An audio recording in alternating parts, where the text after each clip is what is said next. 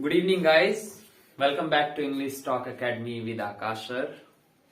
Guys last class में मैंने आपसे डिस्कस किया था प्रेजेंट इंडेफिनिट टेंस के बारे में, जिसका मेन पार्ट मैंने बताया था डू, डज, एस और ईएस, जिसमें हमने कुछ सेक्शन उसके किए हुए थे, कुछ रह गया था। जो सेक्शन किया हुआ था वो क्या था? प्रेजेंट इंडेफिनिट टेंस का अफर्मेटिव सेंटेंस, जिसमें मैंने ये बताया था कि जो डू डज होता है यानी कि प्रेजेंट इंडेफिनिट टेंस, ये हमेशा बताता है कि जब भी आप अपनी आदतों के बारे में बात करें या कोई आप अपने रिलेटिव या फ्रेंड यानी कोई फैमिली मेंबर, मीन्स दैट कि किसी थर्ड पर्सन और सेकंड पर्सन और फर्स्ट पर्सन, जब भी इन लोगों की आदतों के बारे में बात करते हैं तब उस कंडीशन में हम डू, डज, एस और ईएस मीन्स दैट कि प्रेजेंट इंडेफिनिट टेंस का यूज करते हैं।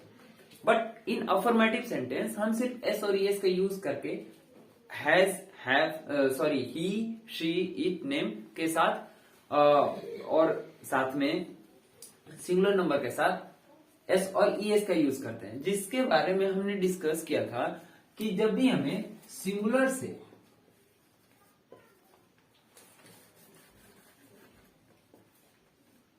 प्रेजेंट इंडेफिनिट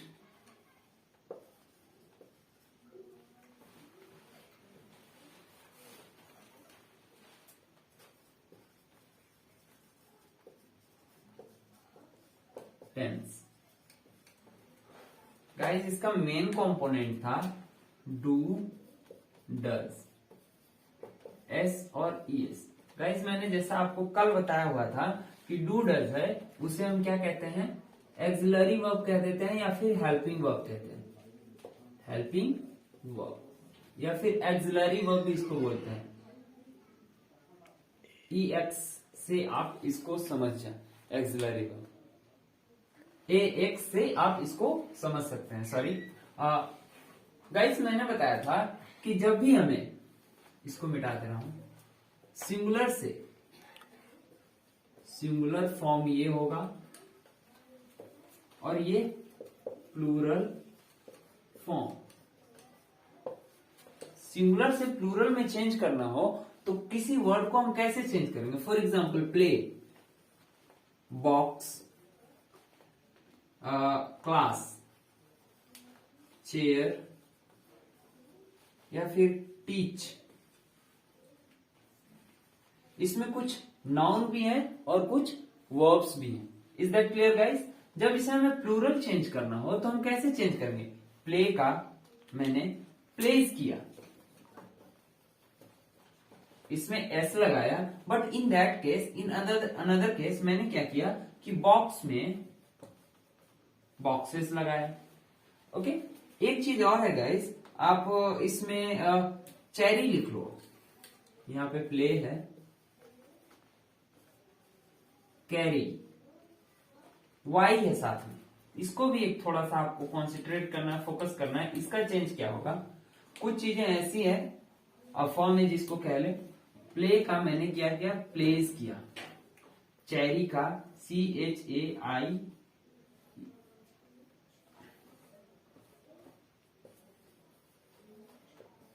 चेरीज किया, ठीक है।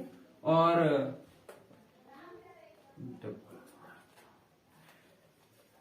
चेरीज किया, इसमें बॉक्स का मैंने क्या किया? बॉक्सेस किया। ओके, मीन्स दैट इसका क्लास का क्लासेस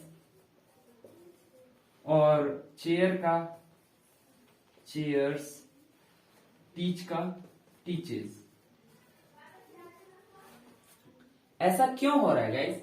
यहां पे एस, यहां पे IES, यहां पे ES, यहां पे ES, यहां पे S और यहां पे ES। क्यों हुआ इसको चलो समझते हैं हम थोड़ी देर के लिए। यहां पे जस्ट बिकॉज ऑफ की बोर्ड पे जगह कम है तो सब चीज समझाना इसी में है। यहां पे देखिए आप, OX, SS, S, CH, SH, Z यानी कि Z, इन लेटर्स के, जिस वर्ड के एंडिंग लेटर्स इनमें से कोई भी होंगे, जिस वर्ड के एंडिंग लेटर इनमें से कोई सा भी होंगे, उसमें क्या लगाएंगे? ES। Is that clear? और इन्हें छोड़ करके means that rest of these, इन्हें छोड़ करके जितने भी आएंगे उनके लिए हमें क्या यूज करना है, एस। उनके लिए क्या यूज करना है, एस यूज करना है। Is that clear guys? जब भी आप O X S S S C H S H और जेड इनसे एंड होने वाले वर्ड को देखेंगे, उसे प्लूरल फॉर्म में चेंज करने के लिए आप ईएस को पुट करेंगे। ठीक है। और रेस्ट ऑफ दिस मीन्स इनको छोड़ करके बाकी कुछ भी दिखे उसमें एस लगेंगे। बट कुछ केसेस में क्या होता है, वाई को हटाने के बाद सिर्फ एस लगता है और वाई को हटाने के बाद कभी कभी IES लगता है। वैसा क्यों होता है? जब भी वाई से पहले वावल हो उसके लिए सिर्फ एस, लेकिन वाई से पहले कॉन्सोनेंट हो, जैसे कि यहां से वाई से पहले ए है, मैंने एस का पुट किया है इसको प्लूरल फॉर्म में चेंज करने के लिए। वाई से पहले आर है जो कि एक कॉन्सोनेंट है, उसके लिए मैंने वाई को हटा करके IES। इतना फिलहाल के लिए समझने के लिए काफी है। बाद बाकी सारा डिटेल जब हम एक क्लास करेंगे इसका सिंगुलर और प्लूरल का, उसमें सारा डिटेल्स मैं आप लोगों को बता दूंगा। ओके, फिलहाल के लिए इतना ही समझे। जैसा कि मैंने आपको बताया था, सिंगुलर से प्लूरल में चेंज करने का जो सिंपल फॉर्मूला था, O X S H S S S C H और Z, इन्हें लगा करके मैं सिंगुलर से प्लूरल फॉर्म में उसे चेंज कर सकता हूं। Now guys let's go for the further sentences. Guys मैंने कल अफर्मेटिव सेंटेंस की बात कर लिया था, अब नेगेटिव सेंटेंस के बारे में बात करते हैं। ठीक है,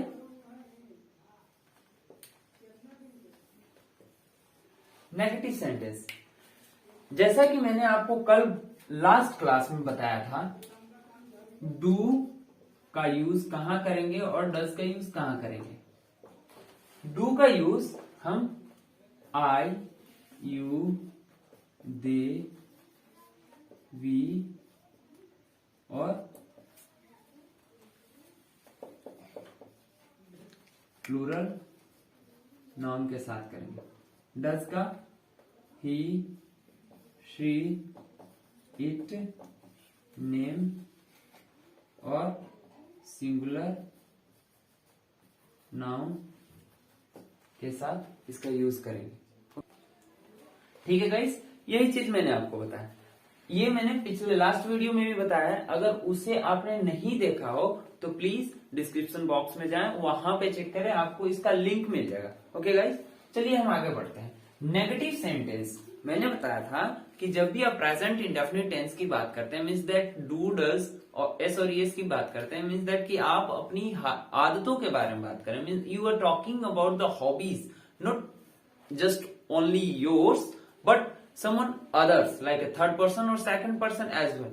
जैसे कि आप अपने फ्रेंड के, अपने माता पिता, अपने भाई या फिर सामने वाले की हॉबीज के बारे में बात करते हैं, तो आपका प्रेजेंट इंडेफिनिट टेंस का हेल्प लेना पड़ता है, जो कि डू, डज, एस और ईएस को बताता है। गाइस मैंने लास्ट क्लास में भी बताया है कि आपको हिंदी की तरफ नहीं जाना है, you have to just focus on English of the means whole sentences and whole rules. Okay, अगर आप हिंदी की तरफ जाते हैं तो आपको एक गलत ट्रैक मिलेगा, आगे चल के परेशानियां हो सकती हैं। ओके, नेगेटिव सेंटेंस में क्या होता है, मैंने कल बताया था कि क्या आप कोई मुश्किल काम करते हैं, क्या आप क्रिकेट खेलते हैं, मीन्स दैट कि मैंने बताया था कि मैं क्रिकेट खेलता हूँ, स्कूल जाता हूँ, डांस करता हूँ, फुटबॉल खेलता हूँ, बच्चों को पढ़ाता हूँ और चॉकलेट खाता हूँ, ये सारी आपकी आदतें थी। लेकिन कुछ ऐसी भी तो आदतें होंगी जो आपकी आप नहीं करते होंगे। फॉर एग्जाम्पल कि आप स्मोक नहीं करते, इसे आप इंग्लिश में कैसे कहोगे। आप क्रिकेट नहीं खेलते, किसी को अच्छा नहीं लगता तो वो क्रिकेट नहीं खेलता, मीन्स दैट क्रिकेट खेलना उसकी आदत नहीं है। लेकिन कुछ लोग क्रिकेट खेलते हैं लेकिन ये उनकी आदत नहीं होती है, ऑफनली मीन्स कभी कभार वो क्रिकेट खेलते हैं। ठीक है, तो एक चीज आप बताइए हमें कि कुछ काम जिसे आप नहीं करते, जो आपके रूटीन लिस्ट में नहीं है, जो आपके हॉबीज में काउंट नहीं होता, उसे आप इंग्लिश में कैसे बोलेंगे। वेरी इजी गाइस, मैंने जैसे कि आपको पहले भी बताया है कि सब्जेक्ट प्लस एक्शन। एक्शन क्या होता है आपको पहले क्लास में बता दिया हुआ है मैंने, सब्जेक्ट प्लस एक्शन। और अगर दूसरा रूल से चलना है आपको तो इसका रूल्स क्या होंगे, subject plus do does plus not plus verb plus object plus other word. इतना लंबा याद करना थोड़ा टफ होता है। सब्जेक्ट यहाँ पे डू डज नॉट होगा, ठीक है guys. Do does not plus action, या फिर वैसे भी लिख सकते थे हम सब्जेक्ट प्लस एक्शन। वो एक शॉर्ट फॉर्म है, वो अंडरस्टूड है, आपको समझना होगा। But let's go for the further. देखना यहाँ पे समझना, मैंने कहा था कि मैं क्रिकेट नहीं खेलता, क्रिकेट खेलता हूं, आई प्ले क्रिकेट, मैं क्रिकेट खेलता हूं। लेकिन कोई ऐसा भी तो होगा जो क्रिकेट नहीं खेलता, तो वो नॉट तो बोल नहीं सकता, उसे तो पूरा सेंटेंस कहना होगा कि मैं क्रिकेट नहीं खेलता हूं। सिंपल सी बात है गाइस, आई है। अब देखो आई किसके साथ लगता है, डू के साथ लगता है, ऑब्वियस सी बात है। तो हम इसे आई को थोड़ा शिफ्ट करो और यहाँ पे डू लगाओ। अब हमें नॉट लगाना है तो हमें डू तो लेना ही पड़ेगा, क्योंकि नॉट विदाउट हेल्पिंग वर्ब नहीं आता। ये समझ लो कि नॉट है ना, जो डू और डज दोनों की वाइफ है, ये अपने हस्बैंड के बिना कहीं नहीं जा सकती। इस चीज को आपको समझना है ना। तो यूं समझ लो कि ये जो मैडम हैं ये कह रही हैं कि हमें तो इन्हीं के साथ जाना है, मीन्स दैट हम तो जाएंगे लेकिन साथ में इन्हें भी लेकर के जाएंगे। तो इन्होंने कहा कि डू लगाए आप, तो साथ में नॉट लगाओ फिर मुझे, है ना। तो do not play cricket, do not play cricket, I do not play cricket. अब डू नॉट को हम कैसे लिखेंगे, डू नॉट को हम डोंट लिख सकते हैं ना। तो अब मैंने इसको शॉर्ट कर दिया, थोड़ा सा डोंट हो गया। Clear, clear guys. चलिए आगे बढ़ते हैं। मैंने बताया आई don't play cricket. You don't smoke in front of your father, you don't smoke in front of your father, in front of your father. आप अपने पापा के सामने स्मोक नहीं करते, इसका हिंदी यही होगा, you don't smoke in front of your father, you don't smoke in front of your father. Guys मैं इसका सेंटेंस वीडियो के लास्ट में मैं एक प्रॉपर तरीके से लिख करके कुछ सेंटेंसेस आपको दे दूंगा पूरा वीडियो खत्म होने के बाद। ओके सो गाइस, अब आपने देख लिया कि आई don't play cricket, you don't smoke in front of your father, means that कि यू के साथ भी और आई के साथ भी आपने डू नॉट का यूज देख लिया। चलिए अब आगे देखते हैं इसका यूज क्या होगा। मैं इसको मिटाता हूं। डज के साथ क्या यूज होगा इसका, फॉर एग्जाम्पल मुझे अब सपोज दैट डज का यूज करना है या किसी थर्ड पर्सन की बात करनी है। सपोज दैट करिए कि आप सपोज कीजिए कि आपके पापा हैं जो वो क्रिकेट नहीं खेलते, या फिर आपके पापा है जो फूल नहीं तोड़ते, उन्हें अच्छा नहीं लगता फूल तोड़ना, या फिर आपके पापा मंदिर नहीं जाते। तो आप ये कह सकते हैं ना कि my father don't go to temple. क्या ये होगा, क्या ये होगा? अब देखना है कि माई फादर के साथ कौन सा क्या लगेगा। माई फादर, इसके साथ क्या होगा, डोंट होगा या डज होगा, सॉरी डू होगा या डज होगा। अब इसको देखना है आपको। माई फादर कौन सा पर्सन है, थर्ड पर्सन है, ऑब्वियस सी बात है।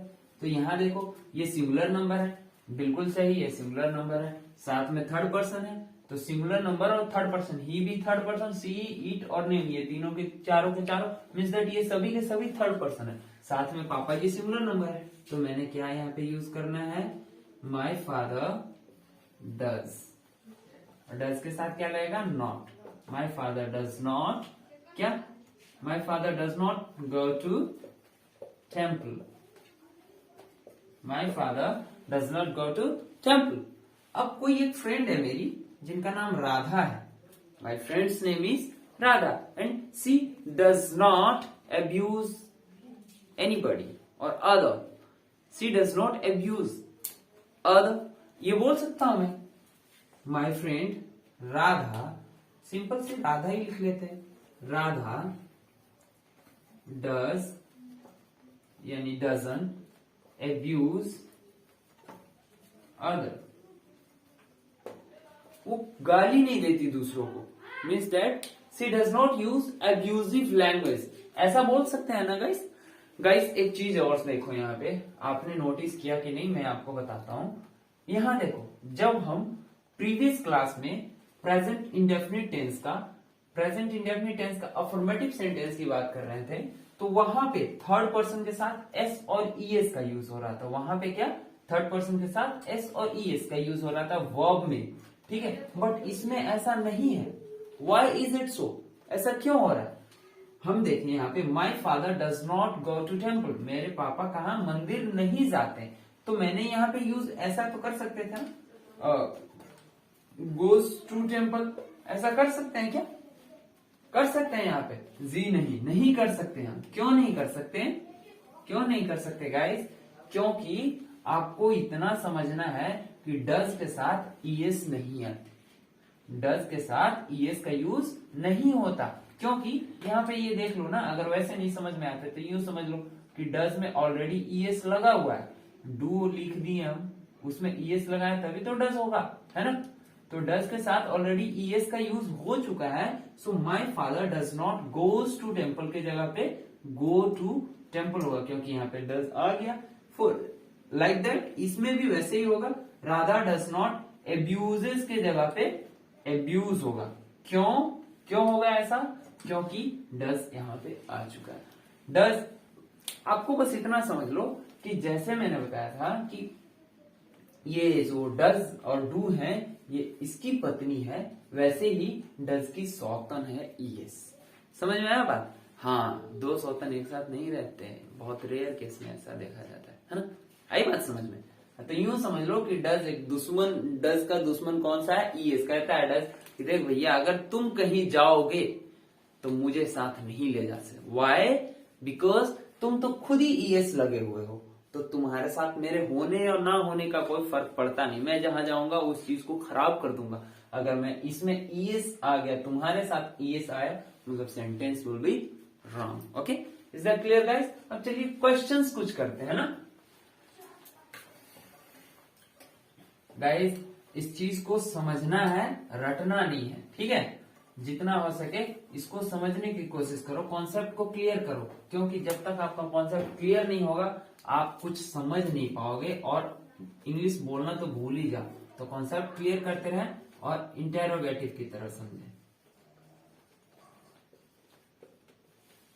इंटेरोगेटिव इतना लंबा ना लिख करके मैं ये लिख दूं,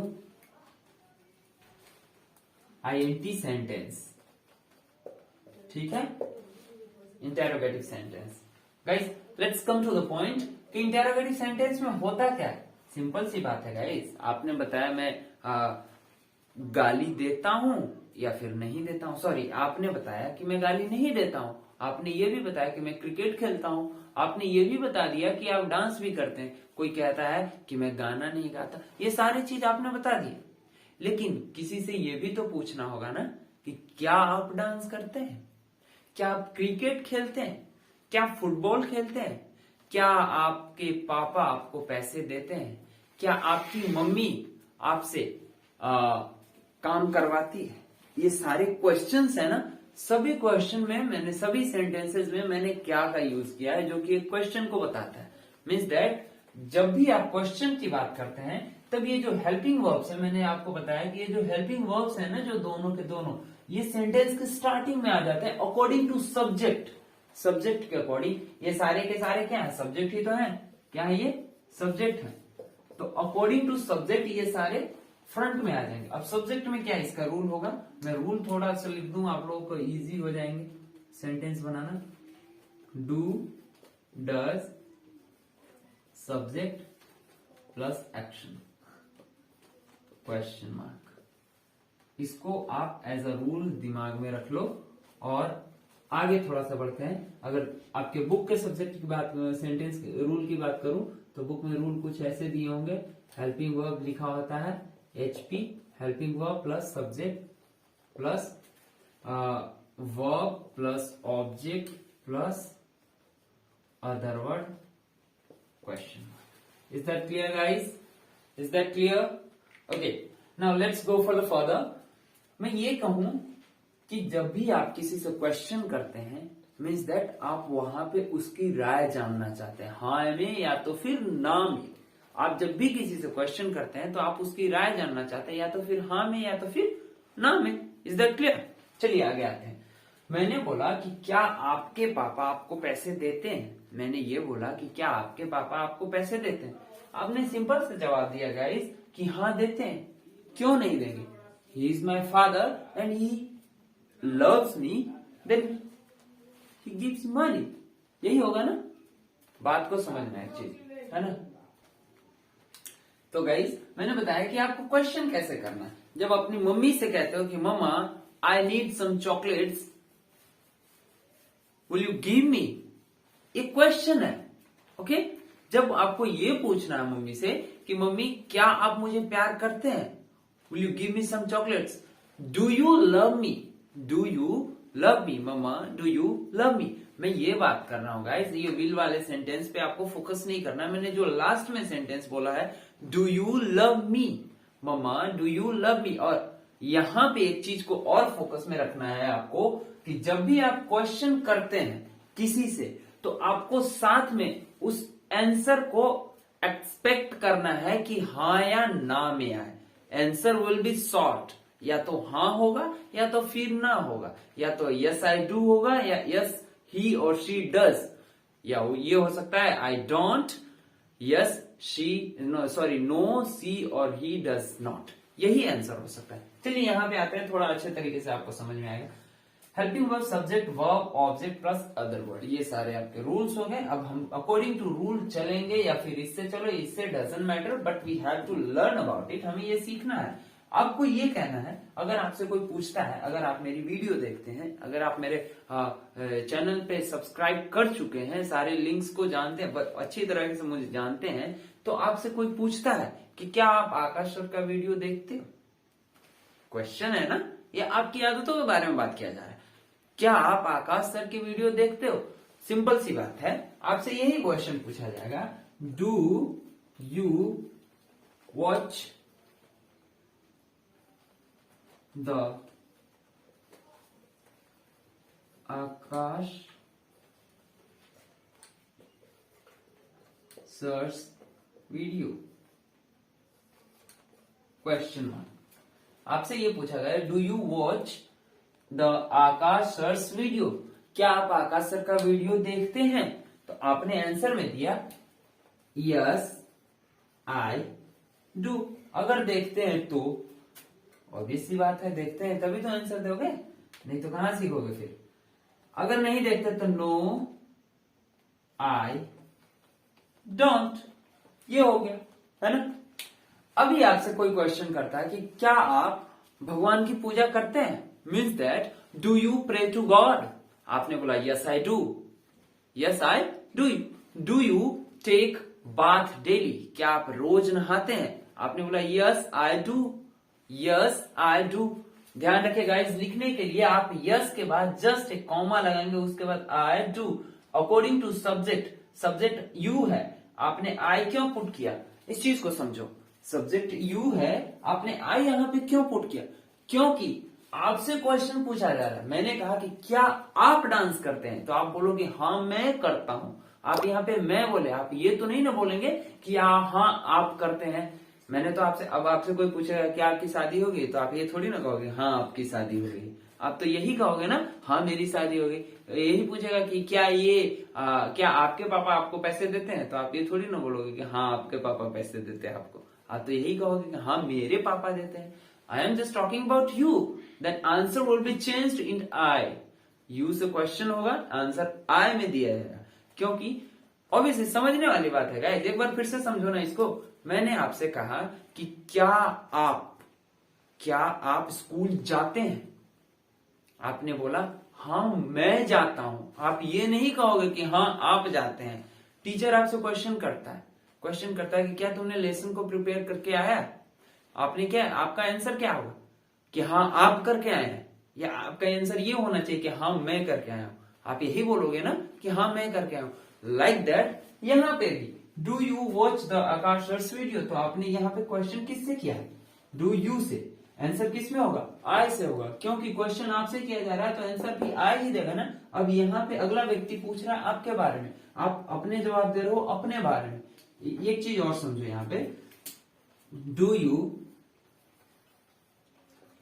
लर्न इंग्लिश? क्या आप इंग्लिश सीखते हैं? तो आपका आंसर किस में होगा गाइस? यहाँ पे तो डू है, पहले ये चीज माइंड में रखो। तो यस, अब यहाँ पे सब्जेक्ट यू है तो आई में हो जाएगा, और डू है यहाँ पे आखिरी में तो डू। अब यहाँ पे ये नहीं देखना है कि आई है इसलिए डू हुआ, नहीं। यहाँ पे सॉरी, यहाँ पे डू है इसलिए डू हुआ, नहीं। यहाँ पे आई है इसलिए यहाँ पे डू हुआ। अगर नहीं है तो no I don't. Is that clear? Is that clear guys? चलिए अब आगे कुछ और सेंटेंसेस बनाता हूं मैं, क्योंकि जगह कम है। तो आगे का रूल्स में यहाँ पे देखिएगा गाइस, आपने फर्स्ट पर्सन से क्वेश्चन कर, सेकंड पर्सन से क्वेश्चन कर लिया। अब चलो थर्ड पर्सन से कुछ क्वेश्चन करते हैं। आप अपनी मम्मी से पूछते हो, मम्मा मम्मा क्या सिस्टर खाना पका ली, या फिर क्या दीदी मुझे चॉकलेट दी, या फिर ये कि क्या भैया स्कूल गया, क्या राहुल घर पे आया था। ठीक है, तो यहाँ पे चलो कर लेते हैं डज, राहुल सुटेबल है तो डज राहुल। गाइस यहाँ ध्यान रखें ये आर कैपिटल होगा, जिन्हें नहीं पता हो मैं बताता हूं। ठीक है, does Rahul comes come at home. क्या राहुल घर पे आता है? सॉरी, मैं लास्ट वाले में थोड़ा सा गलत बोल दिया था। Does Rahul come at home, does Rahul come at home. क्या राहुल घर पे आता है? अगर आता है राहुल तो क्या होगा? यस। अब देखो राहुल ही है या शी है, बताओ। राहुल पुरुष है या फिर स्त्री है? ऑब्वियस सी बात है, पुरुष है राहुल। तो राहुल के लिए क्या यूज होगा? ही। राहुल चेंज हो जाएगा ही में। अब जो नाम है वो हमेशा ही और शी में ही चेंज होते रहेंगे, ये आपके ऊपर डिपेंड करता है कि नाम लड़का का है या लड़की का। ठीक है, डज राहुल, डज के साथ क्या लगेगा? सॉरी, ही के साथ क्या लगेगा? यहाँ पे देख लो एक बार आप, डज ही के साथ क्या लगेगा? डज। Yes he does. और अगर राहुल घर पे नहीं आता तो क्या बोलेंगे? नो ही। सो गाइस यहाँ पे होगा no he does not, means that कि अब देखो यहाँ पे एक चीज और मैं आपको बताता हूं, यहाँ पे थोड़ा सा स्पेस लेकर के, do and does. Guys do को तो ऑलमोस्ट सभी लोग सही बोलते हैं, बट डज में थोड़ी प्रॉब्लम, तो प्रोनाउंसिएशन में थोड़ा सा डिफरेंस है। डज को डज बोले, ये डज नहीं है। कई लोग इसे डज बोलते हैं, ड और ज, ये वाला ड और ज ऐसे बोलते हैं, but it's not does, it's does. यहाँ पे नीचे नुक्ता होता है, वो देखे, यहाँ पे देखे, इसको डज बोले, ये डज नहीं है, डज। सो अच्छा, डू नॉट को हम क्या बोलते हैं? Do not. डू नॉट को डोंट लिखते हैं, ठीक है। डज नॉट को डजंट, ठीक है। ये डोंट लिखते तो हैं, बट इसे ना आप जब फ्लुएंट इंग्लिश बोलते हो तो उसमें ये डोंट ना बोले। जैसे कि मैं बोल करके दिखाता हूं आपको, आई डोंट नो, बोलने में टाइम लग रहा है ना, आई डोंट नो, ऐसा करके बोल करके देखो, आपका जुबान भी लड़खड़ाएगा, आई डोंट नो। लेकिन आपको ये बोलना है I don't know, I don't know, I don't know, I don't abuse, I don't take bath, I don't abuse anybody, I don't play cricket, I don't smoke, I don't take medicines. ऐसा करके कुछ बोल सकते हैं ना, उसमें ये चीज आपको मिला। अब डज नॉट की बात करते हैं गाइस। डज नॉट को जब हम कंबाइंड करके बोलते हैं तो क्या होता है? डजन बनता है। क्या बनता है? डजन। इसे डजंट ना बोले, ये डजंट नहीं है, इट्स डजन। ओके, डजन, वो डजन दर्जन वाला जो डजन होता है ना, वही। फॉर एग्जाम्पल यहाँ पे देखिए आप, does Rahul come at home, आपने बोला यस ही डज। अब यहाँ पे है नो ही डज नॉट, तो डज नॉट को हम क्या लिख सकते हैं? डज नॉट को क्या लिख सकते हैं? डजन। Is that clear? अब यहाँ पे एक और चीज, जो मेरी फ्रेंड है, या फिर आपकी पहचान की राधा, कोई लड़की है जिसका नाम राधा है। Radha, sorry, question, does Radha helps the poor. क्या राधा गरीबों की सहायता करती है? Does Radha help the poor? क्या राधा गरीबों की सहायता करती है? अगर करती है राधा तो बोले यस। अब यहाँ पे राधा लड़का है या लड़की, ये आपके ऊपर छोड़ता हूं मैं। उसके बाद ही लगेगा या शी? यहाँ पे देखिए, यहाँ पे शी लगेगा जस्ट बिकॉज ऑफ कि Radha is a girl. Yes she does. अगर नहीं तो no she does not. Okay guys, clear है? एक चीज और समझो, इसके आगे थोड़ा सा भी और है, उसको मैं बताता हूं आपको। इंटेरो प्लस नेगेटिव एक सेंटेंस है जिसके बारे में मैं बता रहा हूं, थोड़ा सा बता रहा हूं सिर्फ, क्योंकि वो इतना इंपॉर्टेंट नहीं है, बहुत कम ही जगह पे या एग्जाम वगैरह में भी नहीं आता है, ना के बराबर ही है। और इंटेरो प्लस नेगेटिव का स्पोकन वर्ड में बहुत कम यूज है। Do you not play cricket, do you not help the poor, उसमें मतलब आपका क्वेश्चन भी हो और साथ में नॉट भी लगेगा। उसके लिए आपको होमवर्क के लिए मैं छोड़ता हूं वो चीज, आप इसको देखें थोड़ा सा, ठीक है। इंटेरो प्लस नेगेटिव, वीडियो लंबा हो रहा है तो इसलिए मैं थोड़ा शॉर्ट में इसको बताता हूं। इंटेरोगेटिव प्लस नेगेटिव, ठीक है, सेंटेंस। इसमें क्या होता है कि डू डज यानी helping verb plus subject plus not plus verb plus object plus other word question mark. एक एग्जाम्पल ले लेते हैं हम। इसका कुछ ज्यादा वैल्यू नहीं है, मैं फिर से रिपीट कर रहा हूं। Do you not play hockey, क्या आप हॉकी नहीं खेलते? अगर खेलते हैं तो यस आई डू, अगर नहीं खेलते नो आई डोंट। क्यों इसका वैल्यू नहीं है मैं वो भी बताता हूं, क्योंकि आप ना क्वेश्चन किया है नॉट से, आपके क्वेश्चन में नॉट लगा हुआ है, मीन्स क्वेश्चन भी कर रहे हो और साथ में नॉट भी बोल रहे हो। इसका मतलब कि आपका एक्सपेक्टेशंस है जो क्वेश्चन के प्रति, मतलब क्वेश्चन के रिगार्ड में जो आपका एक्सपेक्टेशन है, आपकी चाहत है, आपकी उम्मीद है, जो क्वेश्चन जिससे पूछ रहे हो उस व्यक्ति से, कि आपका आंसर नॉट में ही आए, क्योंकि आपने पहले ही कह दिया है कि do you not play hockey. क्या आप मेहमान से ये पूछते हैं कि क्या आप नाश्ता नहीं करेंगे, तो मेहमान तो समझ जाएंगे ओ भैया इसको नाश्ता कराने का मन नहीं है, बस वैसे ही फॉर्मेलिटी के लिए पूछ रहा है, तो अगला बंदा यही बोल देगा कि हाँ जी मुझे नहीं करना है ना। आप अगर किसी से मान लो मिल रहे हो तो उससे ये कहो क्या आप मुझसे बात करने में इंटरेस्टेड नहीं है, ये थोड़ी ना कहोगे, आप तो यही कहोगे ना कि क्या आप बात करने में इंटरेस्टेड है। अभी उसके ऊपर छोड़ दो ना कि वो हाँ बोलेगा या ना, बट आपने यहाँ पे क्या किया कि पहले ही कह दिया do you not play hockey, क्या आप हॉकी नहीं खेलना चाहते, यानी कि आपने उससे पहले ही कह दिया कि भाई तुम आंसर दोगे तो ना में ही मेरा ये उम्मीद है आपसे, बट आपके ऊपर यहाँ पे yes I do no I don't है। इसीलिए इंटेरोगेटिव प्लस इंटेरोगेटिव सेंटेंस से ही काम चल जाता है, इसकी उतनी कोई वैल्यू नहीं है। अगर फिर भी मैं थोड़ा सा आपको बता दिया हूं। रही बात WH फैमिली की, तो WH फैमिली से जितने भी सेंटेंस बनेंगे मैं आपको उसका भी थोड़ा सा रिव्यू दे देता हूं, ठीक है।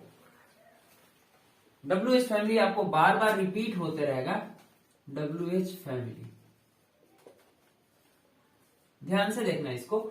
इसमें रूल क्या होता है, WH प्लस WH वर्ड्स, यहाँ पे वर्ड्स होगा, WH words plus do does plus subject plus verb plus object plus other word. मैंने ऐसे ही लिख दिया, वो सब तो आपको पता ही है। इसका सेंटेंस बनाते हैं गाइस। WH फैमिली देखो 9 होते हैं, ठीक है। इसके बारे में कभी डिटेल्स में आपको कुछ अगले वीडियो बनाऊंगा तो उसमें बताऊंगा, कई वीडियो आगे कोई वीडियो में। बट WH वर्ड्स 9 होते हैं। वो कौन कौन से होते हैं, फिलहाल मैं 2-4 आपको बता देता हूं, काफी ज्यादा लंबा वीडियो हो रहा है इसलिए। Why do you cook food, तुम खाना क्यों पकाती हो। अब आपका आंसर होगा, ये पूरा लंबा जाएगा, पूरे सेंटेंस में होगा। अब यहाँ पे आप यस और नो में आंसर नहीं दे सकते। फॉर एग्जाम्पल मैं एक आंसर लिखता हूं यहाँ पे, I cook food to eat, मैं खाना खाने के लिए पकाता हूं, है ना। इसका आंसर ये भी हो सकता है, आई cook food for my father. ठीक है, ये सिचुएशन के ऊपर डिपेंड करता है कि किसका आंसर कैसे होगा, आप किस तरह से आंसर देते हैं। ये स्पीकर के नहीं, ये लिसनर और जिससे क्वेश्चन पूछा जा रहा है उसके ऊपर डिपेंड करता है कि ये आंसर कैसे देगा। ठीक है गाइस, आज के लिए इतना काफी है।